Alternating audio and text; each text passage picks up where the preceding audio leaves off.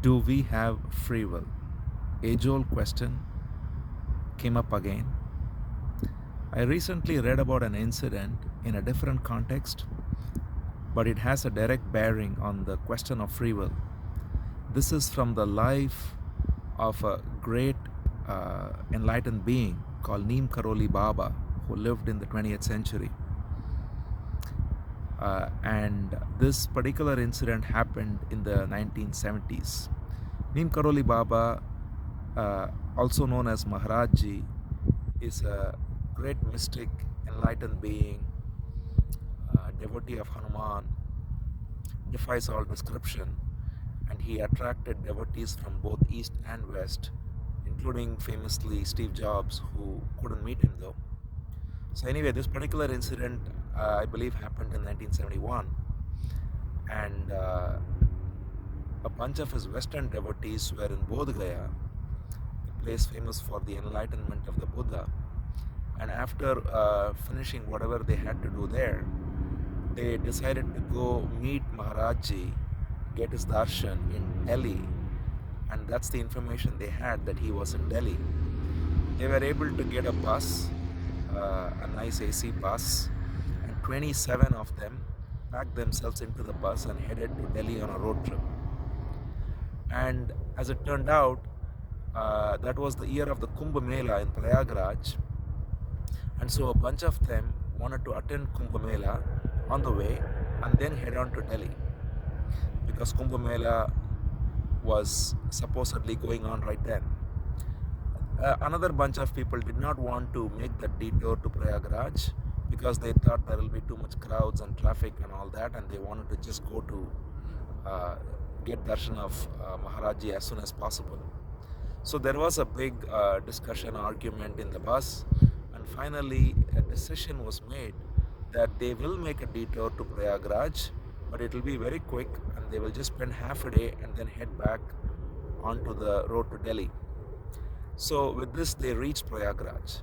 But as it turned out, Prayagraj Kumbh Mela already had gotten over 2 days ago. They, of course, did not have up-to-date information, no internet, no good telephone connection, none of that. So they found this place eerily empty after having supposedly millions of people, as it always has. So then someone suggested that there is a beautiful Hanuman temple on the banks of the confluence of the rivers there. So Prayagraj is famous for being the confluence of Ganga, Yamuna and Saraswati, the Sangam. So on the banks of the Sangam, there is a famous Hanuman temple. So someone suggested, let's at least take Hanuman darshan, because Hanumanji is Baba or Maharajji's favorite deity. So they decided to just go to the Hanuman temple, and surprisingly, one of them spotted Maharajji right there near the temple. So he screamed out, Baba is right here. And so everybody was pleasantly surprised and overjoyed, and they were so thankful that they made this stop in Prayagraj and came to the temple. And now Maharajji just told them to get back on the bus and come back or follow him. So he got onto an old Indian auto rickshaw, or rickshaw, I guess, hand rickshaw, manual rickshaw maybe, I don't know. And he asked them to follow him in the bus, and he took them through the narrow lanes of Prayagraj and stopped in front of a house. And then he went inside the house and asked them to just stay in the bus for a minute. Then the lady of the house came out and said, all of you can come now for lunch. And these people were shocked. They said, we are 27 people, we just came by, and how can you possibly have lunch for all of us? And now that lady was also surprised. She said, really? Maharajji told me this morning itself that 27 Western devotees will come for lunch today, prepare lunch. So they were, of course, speechless, and they were just amazed by the foresight of Maharajji, and they went into the house to have their lunch or whatever. So this incident, and there are many such incidents in Maharajji's life and other beings too. So this throws very interesting light on the question of free will, because these people in the bus, they were arguing, they were presumably exercising their free will, each with sincere intentions. And then they finally came upon a decision, and then someone out of his free will decided to suggest going to the Hanuman temple, and all of that led them to uh, meet Babaji and and come to that place. And turns out Maharaji knew all along that they are going to land up there. So this clearly shows that while we function seemingly with free will, events seem to flow in a predetermined way, and one who can tap into it can tap into it, as Maharajji did. This is why, by the way, enlightened beings are called as Trikala Jnanis, or those who know past, present, and future. It's not just a fancy name, because this is a real life incident, and the people who are in the bus are still alive, and they were young men then 50 years ago, and now they are still there, and the story is there on the internet, so one can look it up. So the net bottom line, so to speak, of this story is that events go in a predetermined way, and while we are not aware of the course of events, it doesn't mean that they are not already predetermined. Now, if we go to the world of physics, there also we find the same insight coming from all the wonderful discoveries physicists have made. Not only are the equations at the time of Big Bang entirely deterministic of the state of the universe at any given point, theory of relativity also showed that we have a block universe where the entire universe is one block of space-time. So the illusion of time, the notion that we are moving through time, is only an illusion according to the block universe theory, which is widely accepted now. And what we have is one block of space and time. So the easy metaphor for this is to look at it as one novel that is written from beginning to end, with all of space and time of the novel contained in it. The characters in the novel seem to move through time, while we know that the entire novel is one block from beginning to end. The only difference, of course, is that we don't have access to the novel beyond the current page we are at in this particular cosmic novel. Again, there are exceptions, as we saw the example of Maharajji. There is also the whole field of astrology, which taps into the same principle, that we can somehow peek into the upcoming pages of this novel. And there are even normal people who have dreams that give a peek into the upcoming pages, and they transpire exactly as the dreams reveal. So the block universe theory is actually seen practically through all these various examples, and that's the widely accepted theory in physics. And not only that, after quantum theory was discovered, now a theory that's gaining ground is called superdeterminism, which says that not only is everything determined, as we already saw, everything is a block universe, but even any measurement of any event, any observation itself is determined. So one cannot even, not only are the events flowing as one block, but any attempt to measure it is also predetermined.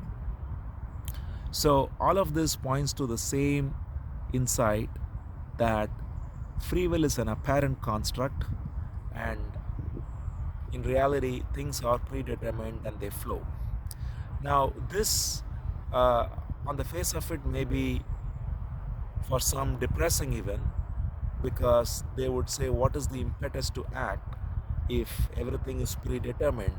But that is something, if you look at it carefully, it doesn't make sense, because if I choose not to act, that is also a choice. And therefore, uh, if that is the conclusion I come to, then that is how the um, sequence of events are going to play out as predetermined, and that may even be the most sensible thing in some cases. I mean, some cases obviously it's better to not act than act in any way. uh, but in any case, the point is that we cannot remain without acting. Even if we choose to not act, that's an action, and any action will flow as it's um, predetermined. So the other important thing to look at is the word free will itself. When we say free will, what is free here? Will is, of course, nothing but crystallized desire or our choice making. And what are we making that out of?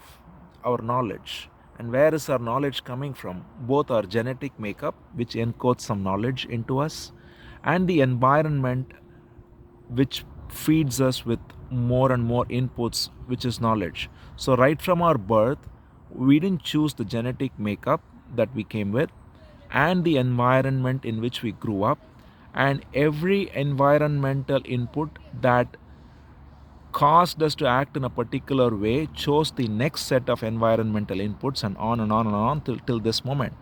So neither did we have a say in our genetic makeup nor in the sequence of environmental inputs, because it's one after one cascading set of inputs which came without any input from us, because every environmental input came out of the previous environmental input, so to speak.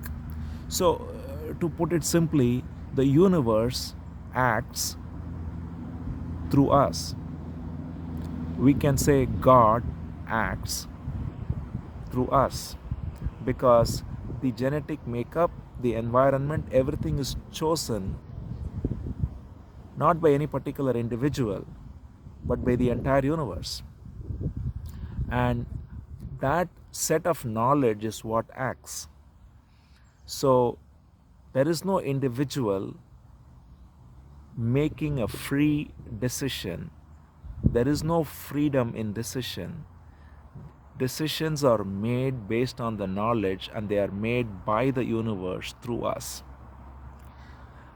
If this is clear, then the realization that free will is an illusion is liberating, because the very word free will is an oxymoron. There is nothing free about will. And therefore, the idea that I am free to make a choice is a deep fallacy, because if I ask free of what, I find that it's free of nothing. It's not free of knowledge, it's not free of others, because everybody else has contributed to the knowledge I have, and there is nothing else other than the knowledge, which is a sum total of contribution of everyone in the universe in different ways, that informs the choice making. So there is nothing free about free will. There is just will, and that will is our choice making is happening on its own.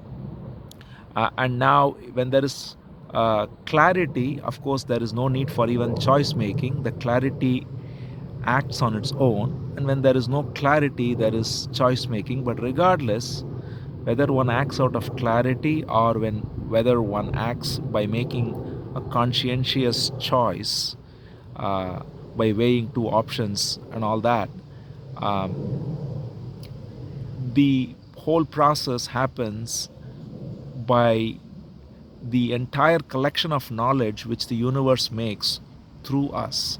So when we see that clearly, it is the most liberating insight, in fact, because we can act in whatever way we act using the best inputs we have with clarity or through weighing choices or whatever it is. But we can also rest in peace that the decision we make is the only decision we could have made. So this is about not acting, because acting is, there is no choice for us but to act, but it is about reacting. Once we make a choice, we don't have to second guess the choice that we made, because that's exactly the choice we could have made. Same is true with others. Anyone else acting could have made only the particular course of action they had made. So we don't have to second guess our actions, we don't have to second guess anyone else's actions, we don't have to worry about what could have happened, what should have happened, what would have happened. We can simply accept whatever happened as it happened, whatever is happening as it's happening, and same with the future. Whatever will happen as it's destined to happen. We have the necessity to act, and so we act in the best possible way we can, while resting in the peace of knowing that all our actions, past, present, and future, and all of everyone else's actions are going precisely as planned by the universe, by God. And therefore, there is nothing to second guess, there is nothing to be anxious about, there is nothing to worry about, and therefore, there is nothing to explain ourselves, nothing to complain about others. We simply act in the best possible way and then accept whatever comes up as the universe's infinite intelligence perfectly acting out as what is meant to happen. And this gives us tremendous peace and freedom. Freedom is not in time, because as we saw, time flows predetermined as part of one block along with space. Freedom is in realizing that we are not part of time. Whatever acts perfectly on its own, and it has its own intelligence that the universe guides according to a predetermined course of events. And we, in our restful acceptance and awareness of the sequence of events and the restful acceptance, remain as free outside of time.